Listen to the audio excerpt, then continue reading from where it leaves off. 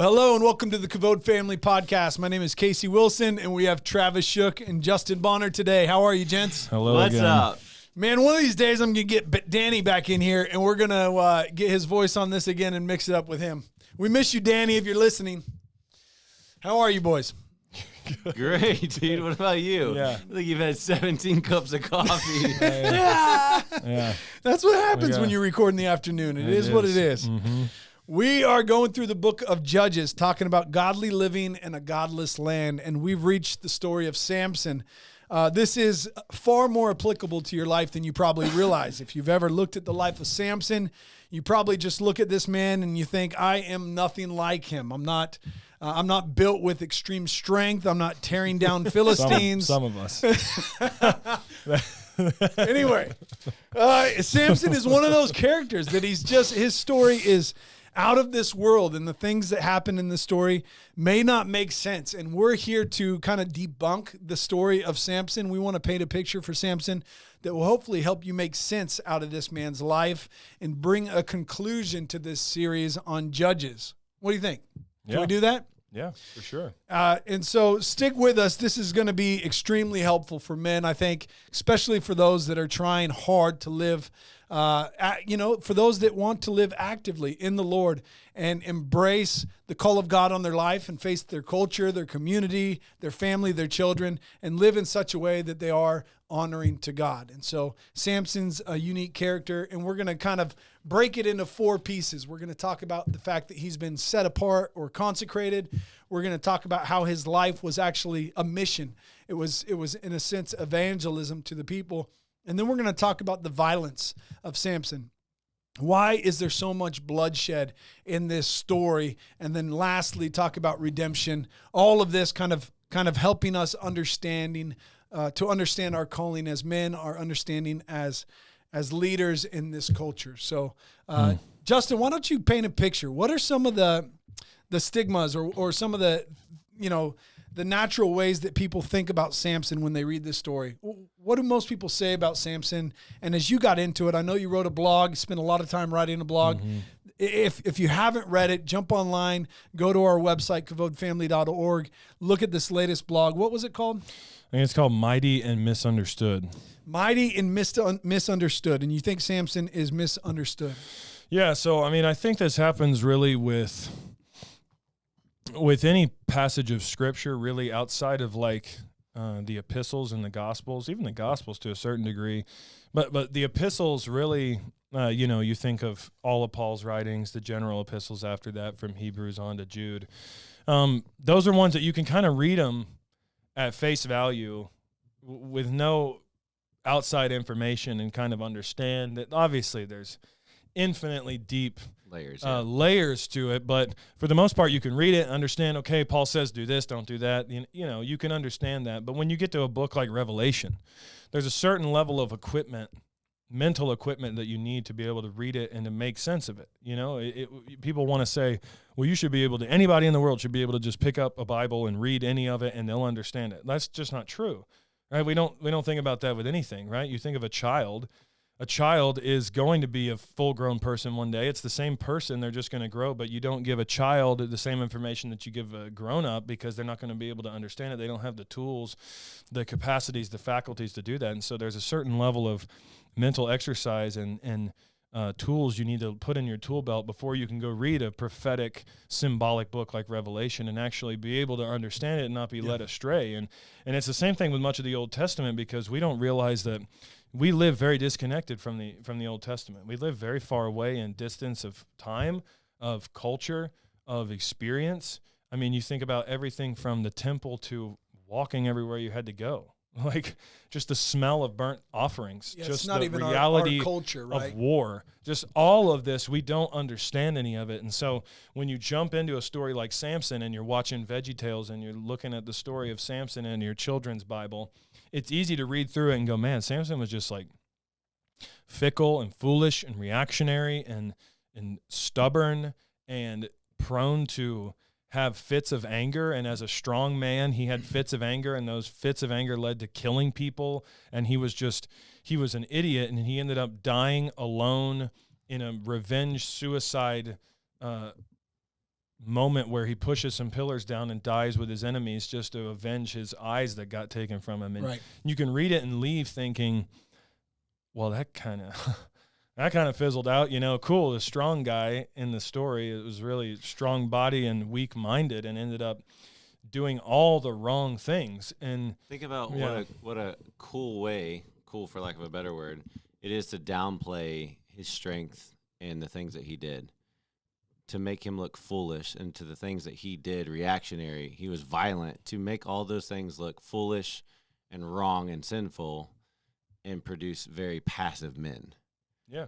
Like, I don't think it's ironic that it's taught. And most people, like, I grew up and I was like, Samson, I mean, he killed 1,000 guys with a jawbone. Like, that's pretty gangster. And, like, that's cool, but, like, he messed up. Why like, did he do it? Yeah, like, what was the purpose of it? That was the extent of it. Killed a lion, killed men, and he messed up. He liked women. It was the extent of me growing up. But what better way from Satan to push that story aside without digging in like you're talking about and understanding all of the symbolism and parallels, and this meant this, and he was actually doing this, and he was speaking to this and doing this. Then you're like, oh my gosh, he was playing chess. Like, he was listening to God and doing these things. And then you see a little bit of his mistakes, and it's real. And you see, like, I have this in me, this calling that God's given me. I'm getting ahead of us here, but like, I don't think it's ironic that we don't fully understand, and a lot of people overlook the story of Samson because it's a strong man making moves for this nation at this time and judging and bringing a brief time of freedom for them. And what better way than to downplay it like he's foolish and have men be passive? Well, it's in essence, it's just neutering him and the whole story. Yeah. It's emasculating him and the story, and that's what happens all throughout the Bible. Like, we want to go from David as the shepherd to David on the run to David, then we jump straight to David and Bathsheba. And we don't talk about, like, well, David and Goliath, he didn't only kill him, he chopped his head off. And also, while he was on the run, he was fighting for his life. And also, whenever he became king, he was a warlord. And it was all 10,000. Like, there's this level, and, went and fetched a satchel of foreskins for his future father-in-law. Like, he did wild stuff, you know what I mean? Like, wore a dang cigar cutter out. And it was like, but there's a level of, like, there's a level of neutering that happens with the Bible, and we zip over to, like, well, Jesus was gentle and lowly. Yeah. And that's not to take anything away from Christ, who's the focal point and the center of it all. Whatever Samson is, Jesus was that and greater. Whatever Samson failed at, Jesus didn't fail at. Like, we understand that, but we look at the Jesus as meek and mild and not as, behold, a white horse coming from the clouds on a white horse, conquering and to conquer. In Revelation 19, Jesus with a thigh tattoo, with a thigh tat and a sword coming out of his mouth to judge the nations. Fire, like we neuter that. And because we don't want boys to catch this idea of aggression and testosterone. And I'm not saying we're trying to raise up an army of violent boys, but there's a level where you need to recognize that the big thing for me was when no one ever tells the story of Samson and then flips to Hebrews 11 and says, how big of a screw up was he? Because he made it into the Hall of Faith with Abraham. Right. He made it in there with Moses.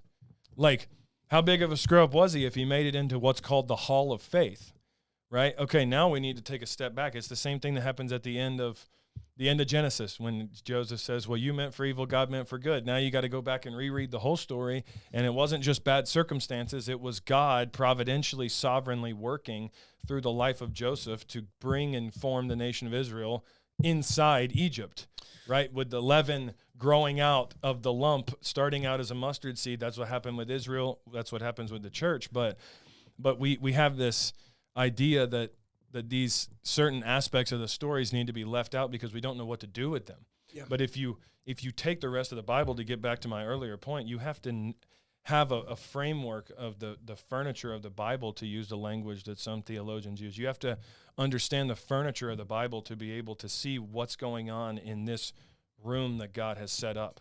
You have to understand, why is that chair there? Why is that table like that? Why is that lamp here? Why is that picture up there? Yeah. You have to know the furniture. And then once you do, Samson takes on a literally 180-degree difference from what most people think the story is like.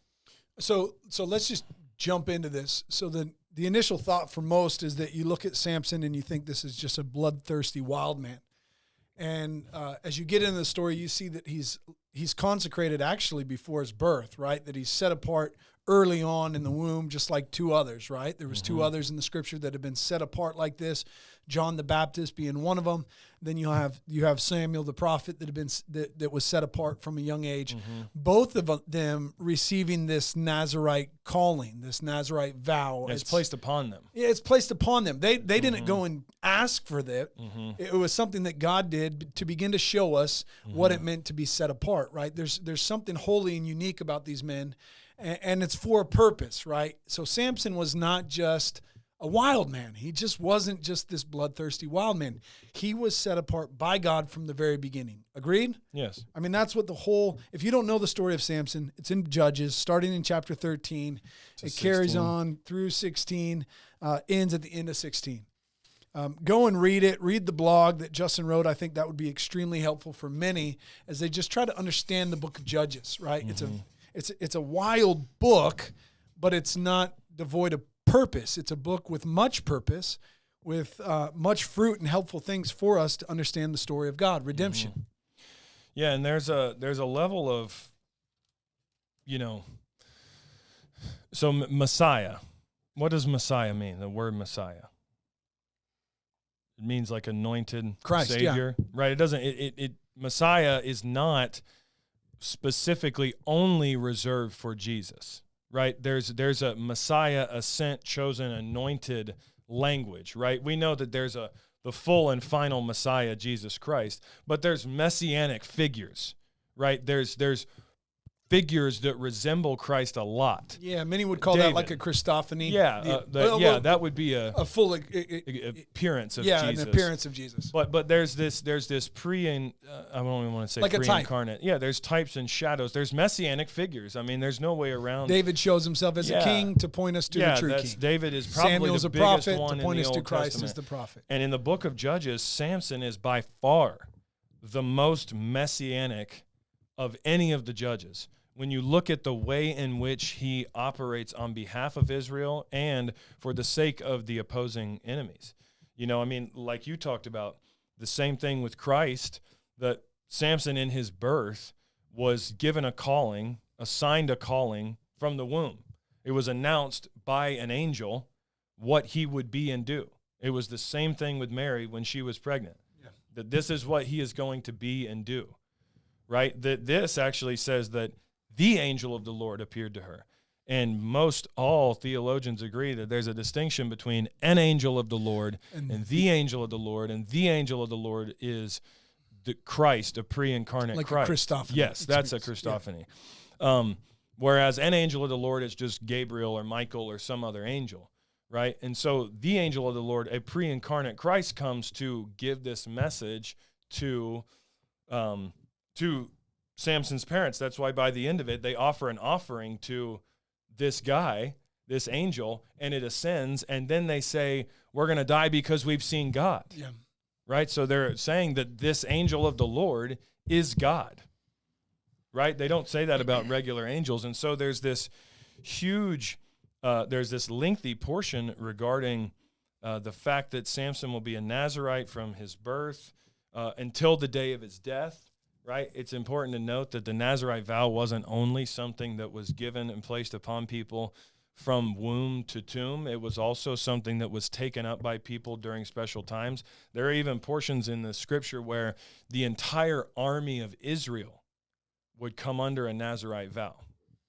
The entire army would forsake drink, wine and strong drink, and eating certain foods, and they wouldn't be around corpses, like bodies that have died. It's not talking about if they're waging war, because one of the main aspects of being a Nazirite was head crushing. Like there's this like that sounds hardcore, but that was one of the main functions of it.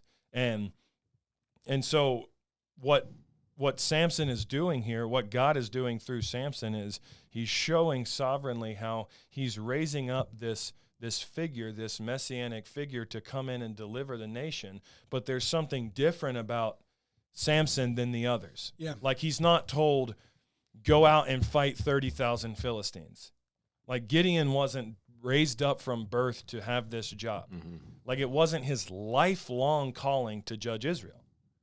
Samson, it was like from the moment you step foot into this world, you're judging Israel. This is your lifelong calling.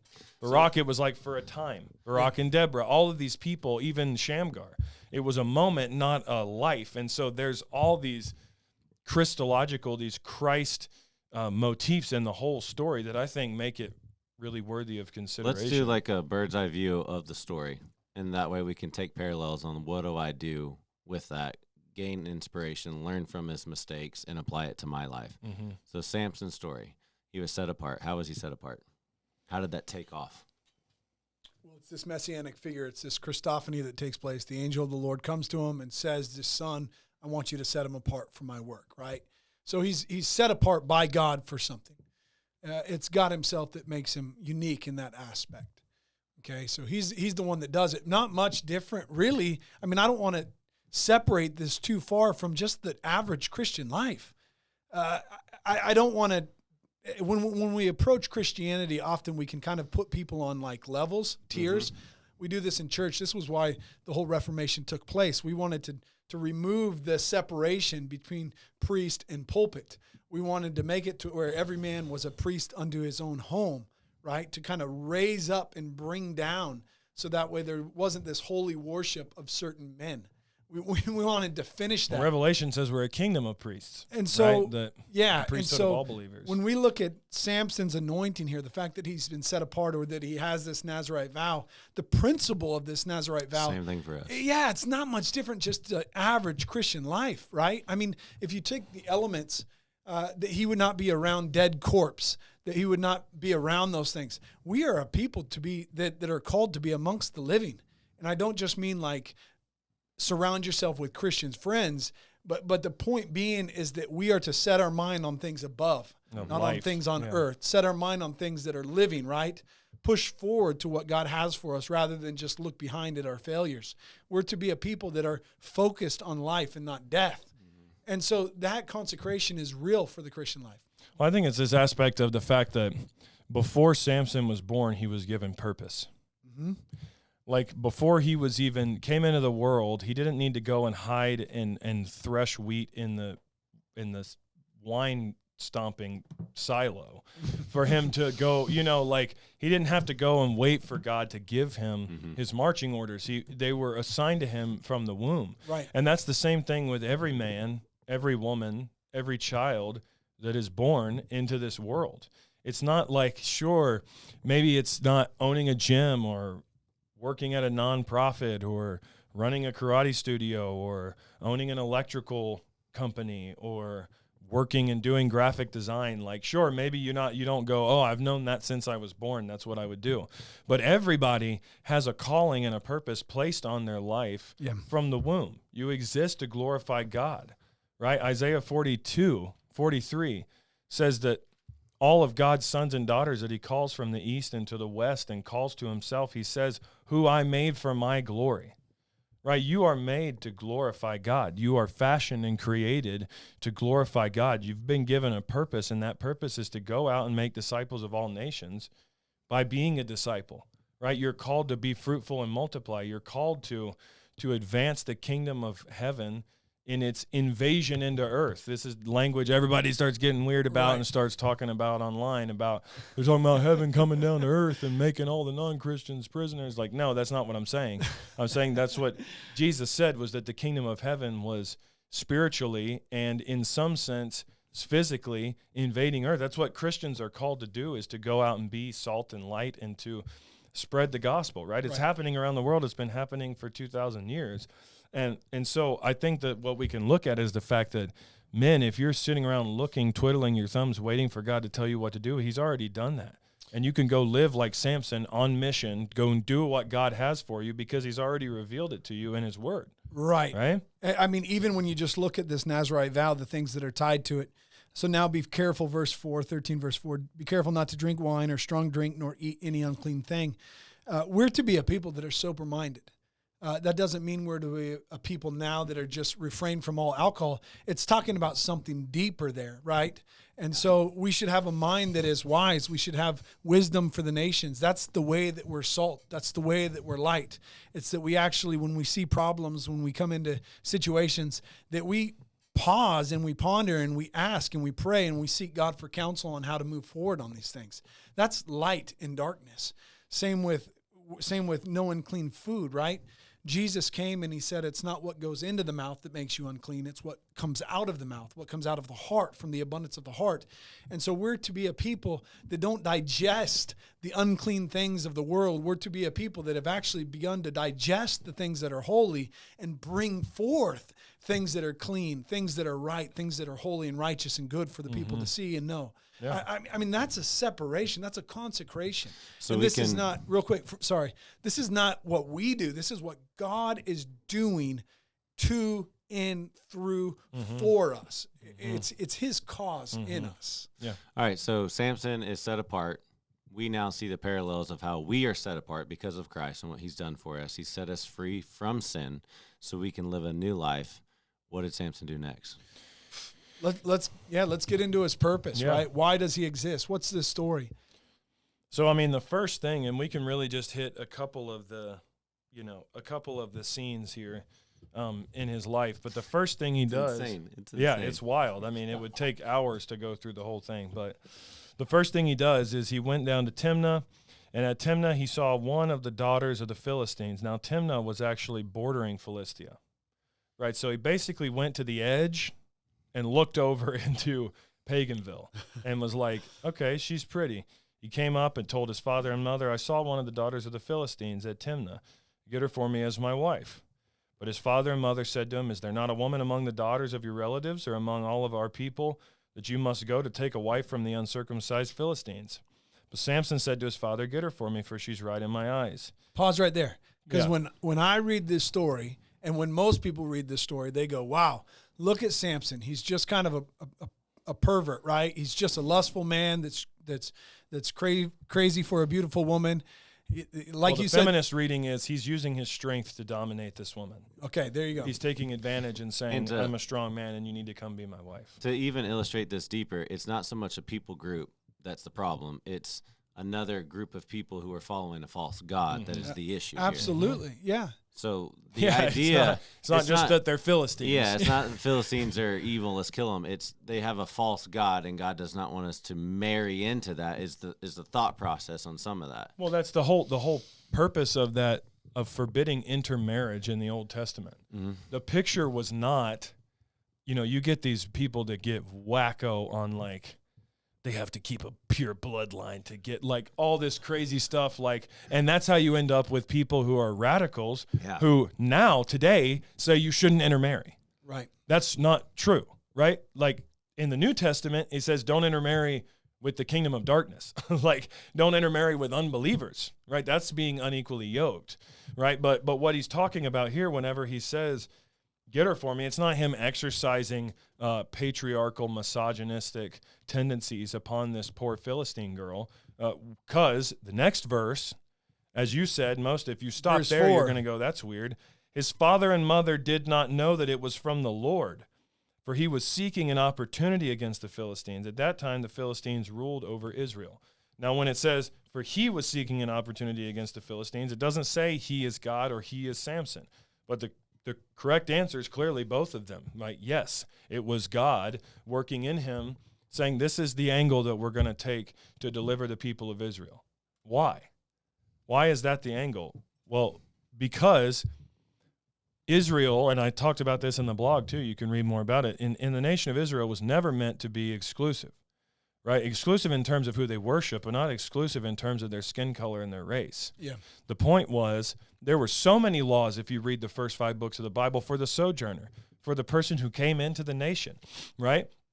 I want to join you. Okay, well, this is what you're going to do. You might not understand all of it, but this is what you're going to do because this is the God that we worship. Come in and become one of us. Right? The whole problem with the intermarriage was that these cultures brought gods with them. Mm-hmm.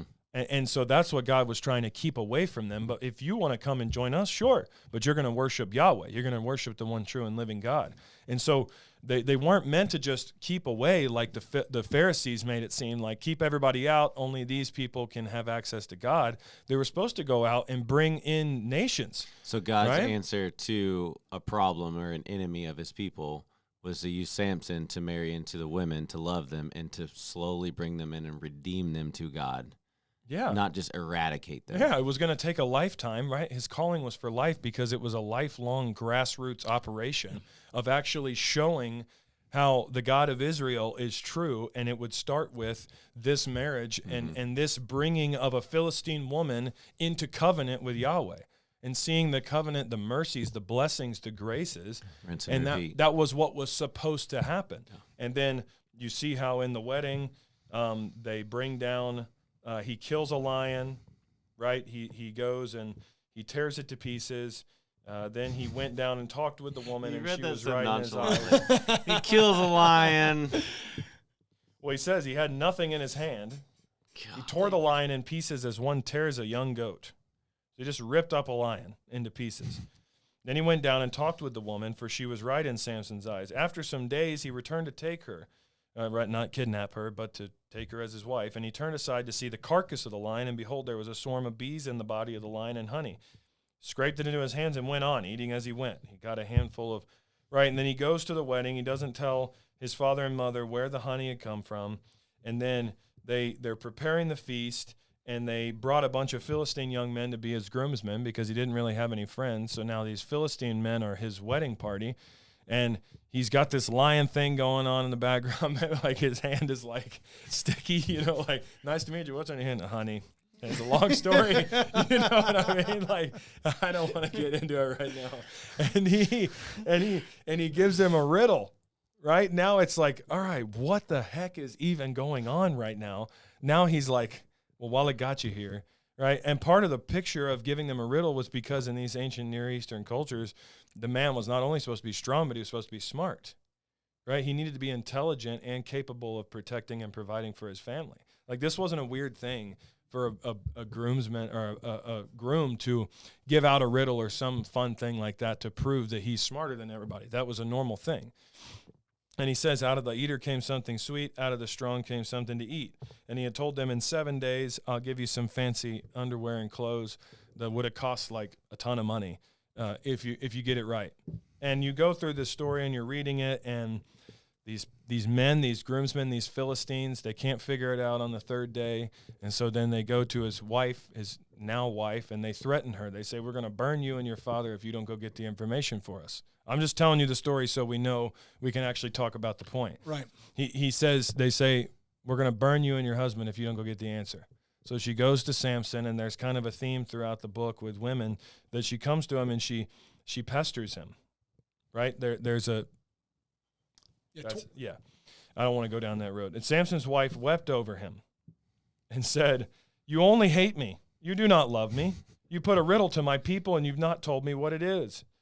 And he said to her, behold, I've not told my father and my mother, and should I tell you? I haven't told anybody.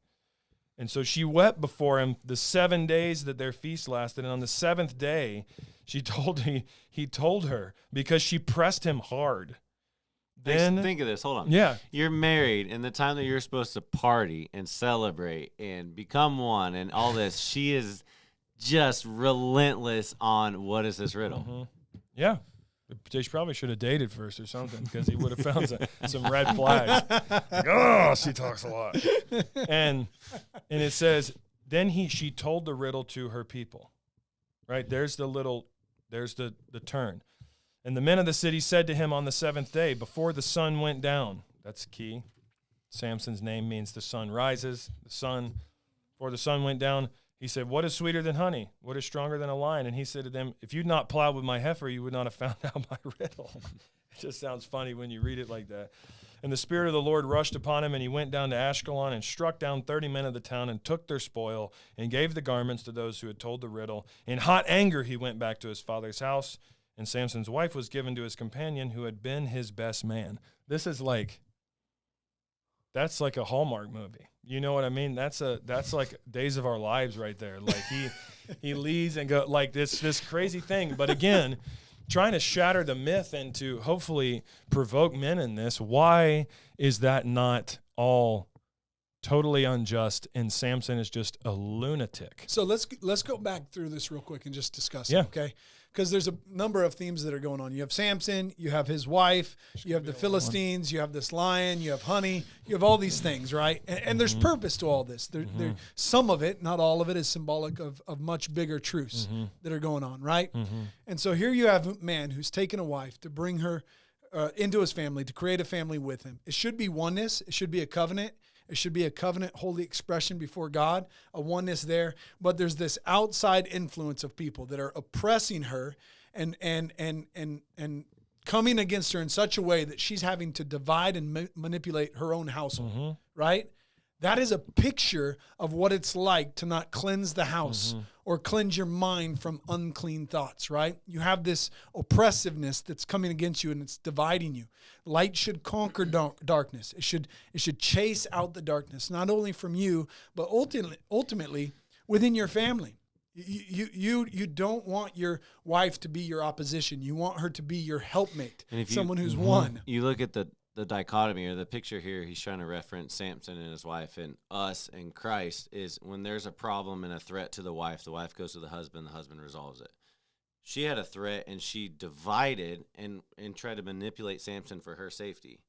Christ wants us, when we have a problem, to run to him so he can show that he's over it, versus us have a problem and we manipulate Christ or scripture or turn to get what we want to try to preserve our own self and sin. So there's a parable there. And she did the opposite. Like, God was after the Philistine's heart, and he was going to go through Samson, the wife, and then reach them. She had this moment to choose Samson, which would have been choosing Christ, and she severed it because she thought she could do it in her own strength to preserve herself. Exactly. I mean, that's one of the pictures, too, to just briefly highlight with that Nazirite vow is the fact that the hair isn't the point of everything. The hair is the glory, the work done by the person under the Nazirite vow, growing from their head, right? The head was the point, and the hair was representing their work, right? Samson, by the end of his life, it was probably down to his feet. He'd been growing hair for 40 years. You know what I mean? Like but the hair represented the work done for God, for God's people, right? For God's church, for God's bride, right? When Paul, on his second or third missionary journey, he takes a Nazirite vow. Well, he grows out his hair as he's going and serving the church. He's dedicating himself to the work of the church for the sake of the church. And when he's done with that missionary journey, he comes back, cuts his hair, and offers it as a burnt offering to God. He says, this work goes back to you. It was from you and for you, right? And that's what every Nazirite was to do under a Nazirite vow. And so Samson here is picturing Christ in the church, just like you said, and what he's doing is he's actually going to this woman and he's actually seeking to have the Philistines be conquered by God through evangelism, right? Like that's the picture. And what she's doing and why he's angry is because she chooses the Philistine god. She chooses Dagon over Yahweh. Yeah. He just told her, how do you think I figured out this? How do you think I wrote this riddle? I ripped a lion apart with my bare hands, and honey came out of it. Yeah. Like, for them, that would have made so much sense. Like, Philistines are descendants of Egyptians. Egyptian nations are guarded by the Sphinx, the lion, right? Samson kills a Philistine lion. That's where he was roaming around. And then honey comes out of its body, representing the blessings of the land of milk and honey. Right. And so Samson just said, I just stepped into your nation by the power of God. And blessing comes from idol. Yeah. Tore down the gatekeeper. Again, he's going to carry away some gates later on in the story too, remember? I just tore down your gatekeeper. You just saw that God's bringing life out of this, and yet you chose not to trust me and not to believe that I could protect you. And you chose to go and side with your people. You turn back to sin. It's the same thing. You want them more than you want salvation. And that's why it ends up later on in the story that she's afraid she's going to get burned. And later on, when he comes back to have children, she ends up getting burned anyways in a wild series of events. Yeah. And there's a level of where when you forestall that judgment out of fear, that's only prolonging, not turning back to God, That's And the idea in this is, in our life, what do we do with this? We should look to be like Samson and not like his wife, to not try to preserve our own life, but the problems that we have, we take to Christ. So for us to know that we're set apart, we're God's son or daughter, we're called, and we have right standing with him because of Christ. We're called to go love and make disciples of the nation. So in that, there's warfare that we have, not against Philistines or blood, but against principalities, powers of the air, Satan. And we're going to wage war on that, but all through God's lens and wisdom and execution. And when we receive opposition, we don't fold and try to manage it in our own strength. We take it to him. Yeah. Like this is a layered thing here. And if you, this really cuts to our culture, because our culture values independence so much. We really do. We live in a culture that values independence, independent thinking, independent thought. You have your own worldview. He has his own.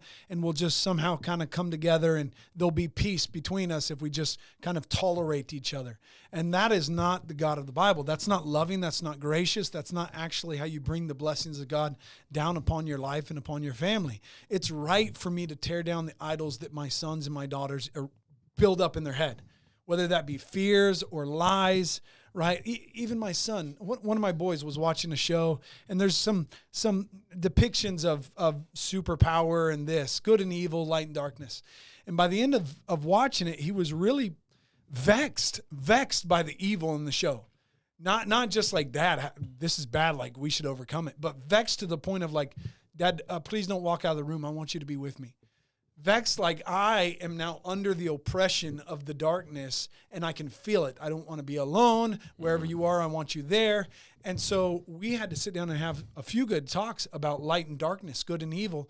And it's right for me to come against the darkness that he's feeling. It's right. It's wrong of me as a father just to say, you know what, go to bed with those fears and, just sleep through it.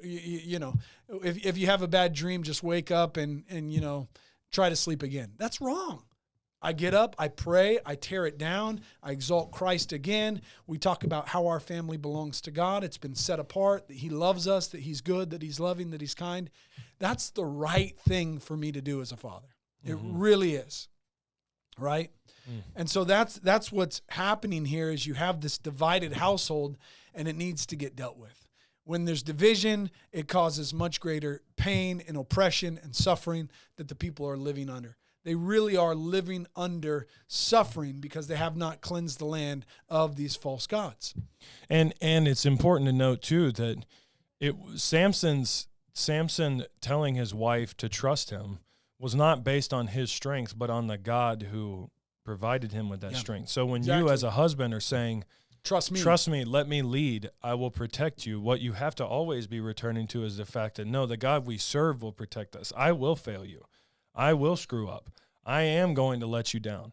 But the God that we serve is my strength. He is our strength, and he is our salvation, and he is the one who will see us through, right? That Samson wasn't the end. He was the means to God, right, for these people. Yeah, he actually, God's aim to cleanse the land of an enemy that has opposed Israel for a very long time, actually from very early on, even back to the book of Genesis, excuse me, and even much further after this, right? On into the battles of David and much further. This enemy that oppresses them, God ultimately wants to tear that down. It's much like the Christian life today. If we live with our mind filled with lies from the enemy, half-truths, partial truths, if we live with our mind filled with cultural thinking and the ways of the world, then we're living underneath the great oppressor. We really are. And that needs cleansed so that way we can believe, we can trust, we can walk, we can apply the things of God. And what's cool is God sent us Christ, and Christ finished that and killed that once and for all. So now if we believe that, we get to walk in victory that it's finished. We're free from that. So, like, the idea of Samson being set apart, that's us. He evangelized, and his goal is to reach the Philistines' heart. That's our mission. That's what Christ gave us when he died, go make disciples of the nation. He exercised violence against people there, but that wasn't the aim. The aim was against the false gods. we as men are supposed to cover our wives, cover our kids, cover everywhere we go, and to submit everything to Christ, and everything that exalts itself against that, we tear down. Absolutely. With maximum intensity. And the lies, the bondage, whatever it is, we kill that, and we live to kill that. We are vigilant to preserve, from our heart flow streams of life. Like, we are to be aware of that. And the redeeming process is we bring them to Christ, who redeems it all. It's not us. But that, you see that in Samson's life. He's got all kinds of crazy stories. I mean, 1,000 guys with a jawbone tying foxtails together. But the idea was, he wasn't just reactionary. He wasn't just like, I'm trying to kill Philistines. The idea was, I'm set apart for God's work, and I'm going to follow God. Every time you see this great strength of Samson, it's always coupled with the phrase, and the Spirit of Yahweh came upon him. And so biblical strength or the strength of Samson was always tied to the will and purpose of God. And almost every time it was in direct opposition to an idol, to a false god trying to steal the affections of his children. Yeah, so even today, I mean, we've been commissioned now today, the Great Commission, go and teach, make disciples of all nations, teaching them. We don't go out with this sword and oppress people and force them to submit. So when we say kill the idol, when we say tear down, when we use that kind of language, it's not that we go out with a sword and that we oppress people and force them to become Christian. That's not the Christian message. That's not the Great Commission and the mission that we're on. But it is to go out and declare, to use the spiritual sword by that means, and to declare the truth of God, to exalt Jesus and his truth above all other things, to show that he's light over darkness. And when that happens, there really is a conquering. There really is a war that takes place. It takes place in the hearts of men. It takes place in the mind. It takes place in culture and community as we tear down these things, and ultimately God's will gets built back up. That's what happens. So here's a current now example of an idol. So my daughter has Ezra has one of our old phones, and she plays on it when she comes home and stuff. But this idea of friends and making videos and pictures with our dogs, consumes her thoughts now of I want to wear nice clothes and look cute and have friends and do all this stuff. And I can see the draw to this when she comes home, she gets there, she's tired at the end of the day. Instead of just sitting with us and talking, she'll want to get on her phone and go somewhere. So I can see that this phone can become an idol. You can also use this phone as a resource, the Bible app, and to love on people and call people and text people. So it's not that you kill the phone, you kill the obsession of the phone. Yeah. You kill the thing that consumes their thoughts and their heart and what they find excitement and likes and follows, and I feel affirmed and I feel loved and I feel valued. You kill that if it's apart from Christ. Right. And it can be money, it can be it's anything that is sitting on the throne of your heart instead of Christ. So when I see that as a dad, I'm like, all right, I'm going to restrict time with that. Yeah. I'm going to tell her why I'm restricting time with that, because you're not making eye contact with your mom when she's talking to you. You're halfway spending time with the family trying to look at it while we're eating dinner. These things are coming up. Do you see? And I've said before, I was like, you're obsessed with how your hair looks and this. Who cares? You might lose your hair when you're older. God loves you, and that is the priority. This is not it. And it's not that this is bad. You can have friends and have balance with it, but I have to have the foresight and the vigilance to see. I've seen families destroyed because of phones. I've seen dinner tables, our family will go out, and I'll see another family, and they're all on their phones ignoring each other. So it can creep in if you're not vigilant. And you as the man, you're going to seem irrational. I'm like, give me your phone. She's like, why? I'm like, because it's an idol. She's like, what are you talking about? Yeah. But you can see the heart being pulled away from that. And it's up to us to see that, to understand this. They're the same gods that fight for the men's hearts and women's hearts are still at active war and alive today. It just looks different. Absolutely, absolutely. So let's kind of bring a close. There's a ton of violence in this, but what we're saying is this violence is not without justice and without purpose. It has both. It carries the nature of both, right? This accomplishes God's will. His desire was always to set people free. His desire was to show a people and give them a place to grow and flourish in a promised covenant land, so that way they would receive the blessings of God, build family, raise children, love life, live under the blessings of Christ. that is still his aim. God is still seeking to accomplish that in life, in our world, in our town, in our nation, in our country, around the world. That's what the missionary effort is. If you're going to a foreign land to come and bring them the gospel, you're hoping that like a seed takes root and then it produces some kind of fruit that the people begin to enjoy and love and replant for themselves, that overcomes their land. That's what you want. Why? Because it's a blessing. It's a seed that is an absolute blessing. We believe in that. We know it. We trust in it. It has changed our life and it has changed our community. And in many ways, many ways, the blessings that we have still here today as Americans is because that seed was sown here by somebody else. Mm-hmm. It really is, right?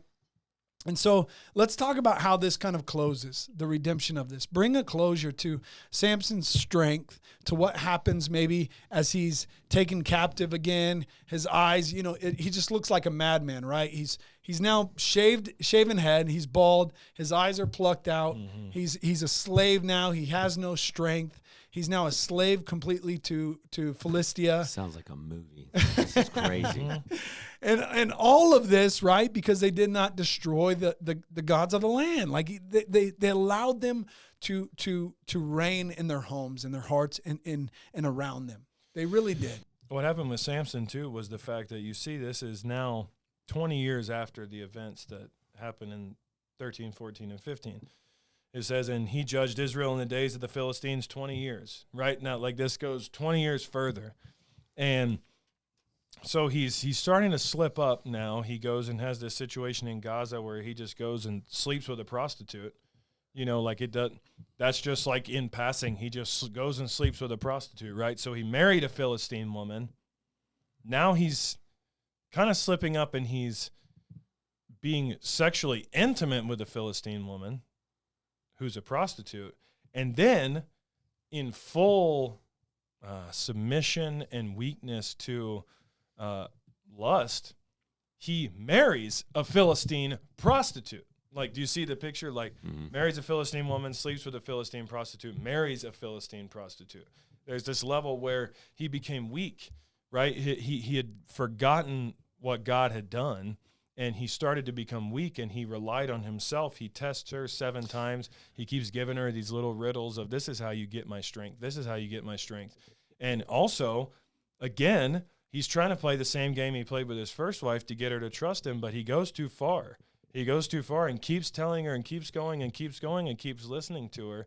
And finally, when he tells her the secret of his strength, and it's not that it's his hair, it's the fact that he's obeyed and he hasn't cut his hair. It's the fact that he has been faithful to God. And so that final act of saying, this is what you do. He gave his relationship with God to the enemy. His faithfulness. When he said, this is how you do it, cut my hair. Yeah. And then he went to sleep.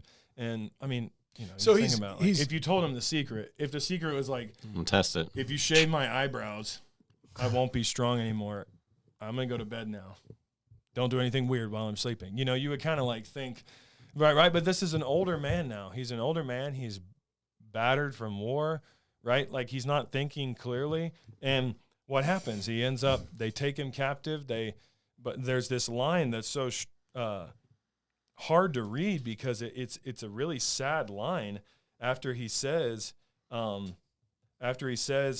razor has never come upon my head. It says he told her all his heart, a razor's never come upon my head, for I've been a Nazarite to God from my mother's womb. If my head is shaved, then my strength will leave me, and I shall become weak and be like any other man. So then she does that. They wrap him up in cords, and she said to him, the Philistines are upon you, Samson. And he jumps up like he did the other 6 times, and he goes to bust the things, and it says, and he awoke from his sleep and said, I'll go out as at other times and shake myself free. But he did not know that the Lord had left him. Oh. He didn't know that the Lord had left him. And the Philistines seized him and gouged out his eyes and brought him down to Gaza and bound him with bronze shackles. And he ground at the mill in the prison. End of Samson's life. I mean, that's how, for a lot of us as men, we've had our eyes gouged out. Yeah. We've given away, in some sense, what we feel to be our relationship with God. We've committed a sin. For a lot of men, maybe it's sexual, who knows what it is. Maybe you paid for somebody to get an abortion, a girlfriend, because you weren't ready to be a dad. I don't know what it is, but you feel like I got my eyes gouged out, I got my head shaved, and I'm grinding mill at the prison until I die. And if that was how the story ended, then maybe that's how your story should end too. But that's not how God lets it end. Because the next verse he says, but the hair of his head began to grow again after it had been shaved. In the darkness, with his eyes gouged out, grinding mill in a Philistine penitentiary, his hair starts to grow back, and he starts to remember. He starts to feel. God has not left him. God has let him feel the weight of his sin, but God has not left him, and he begins to feel that faithfulness again. And that's what sets up, again, as I say in the blog, the greatest victory of his life, where he's brought out by these cocky pagans, and they say, well, let's bring Samson out. We want to laugh after their hearts. Us. Yeah. And it even says, when their hearts were merry, right? You contrast that with his lack of drinking wine. When they became proud and arrogant and their hearts were merry from drinking too much wine, they say, bring Samson out. If they had left him down there, I don't know what God would have done through him. But they said, bring him out here to entertain us, right? And so they chain him, and Samson says, let me feel these pillars. I'm feeling a little... I ain't as good as I once was, but I'm as good once as I ever was, like Toby Keith. You know, he's like, I might not be able to find a jawbone, but let me feel where the two things holding up this joint are at. And he's standing underneath these two pillars, and people are laughing at him, and there's 3,000 Philistines. They're lords and kings and generals. All the leaders of the land. All the most important people in Philistia are at this party watching him dance, watching him stand there, eyes gouged out. And what happens? He prays to God and says, Lord, avenge me. I've failed, but let me be avenged now and let me die with them like a hero. And what happens? Now the house was full of men and women, and he pushed on them, and they fell down, and all the lords of the Philistines were there, and on the roof there were about 3,000 men and women. And then it says, he grasped the two middle pillars, and he leaned on his weight against them, his right hand on the one and his left hand on the other. And Samson said, let me die with the Philistines. Then he bowed with all his strength, and the house fell upon the lords and upon all the people who were in it. So the dead whom he killed at his death were more than those whom he had killed during his life. And that's like, wow. Yeah. You know what I mean? And then you think about Christ. You think about Jesus. The people who converted to Christianity in his life were not near as many as who converted to Christianity through his death. Ooh.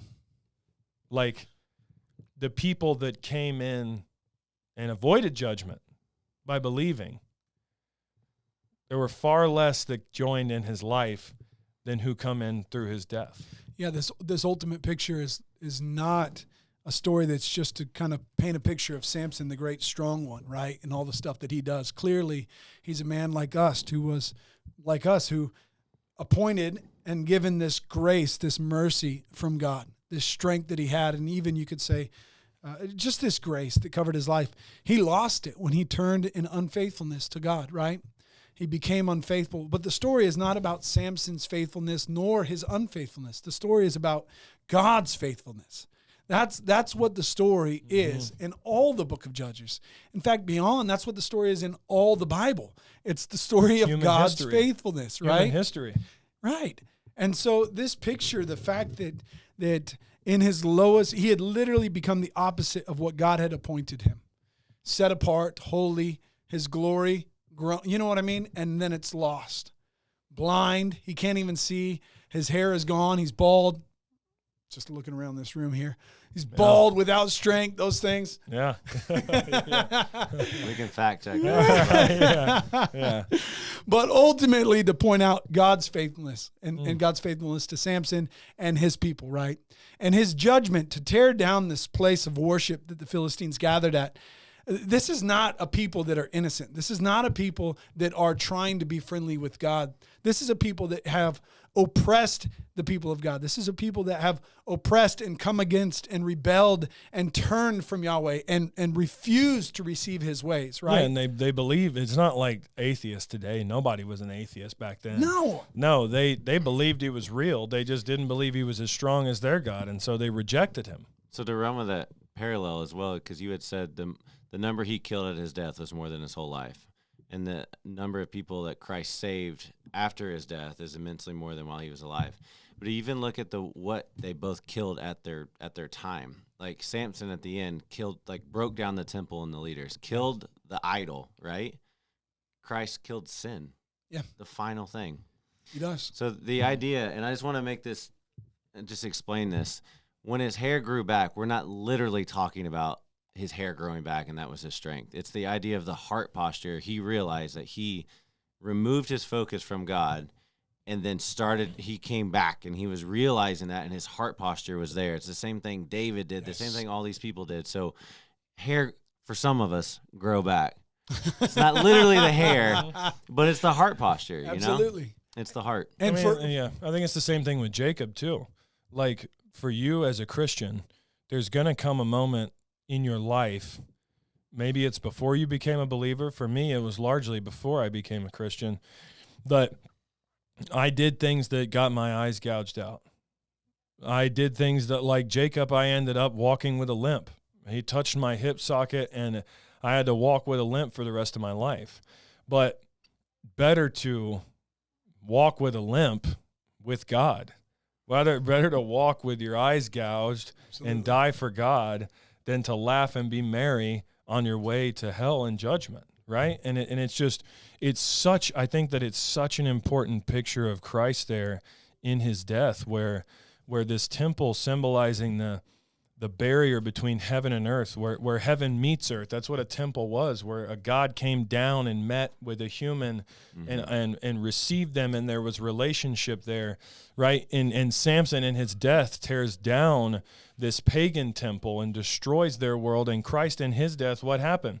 The veil was torn, right? So Christ in his death actually vanquished the enemy of sin and made a way for us to be made right with God and to enter into the most holy place and to be in intimate relationship with God now. It's just such a picture and a contrast there, where Samson wasn't dying as a selfish, loser. He died as a hero who was stumbled and fell, but was faithful to God, and God showed himself mighty on his behalf. Yeah. Well, let's wrap this up, and I want to do it just by reading one verse, two verses maybe, out of Jeremiah chapter 9. And this is kind of for me, a summary of the book of Judges, right? Like where do we put our trust? What is the most treacherous? What's the thing that's most important to us? Is it our wife? Is it our children? Is it our business? Is it our the way that we're perceived by the community? Or is it our relationship with God that we value more than anything else? Jeremiah 9:23, thus says the Lord, let not the wise man boast in his wisdom, and let not the mighty man boast in his might. Let not a rich man boast in his riches, but let him who boasts boast in this, that he understands and knows me, that I am the Lord, who shows loving kindness, justice, and righteousness on the earth, for I delight in these things. That is the God that we serve. That is what he will be faithful to accomplish, right? He will be faithful to us even when we are unfaithful to him. That is why he deserves the ultimate kavod, the ultimate glory and honor, far more than you or I. It's because even when we are unfaithful, he is still faithful. He's the faithful one. So enjoy.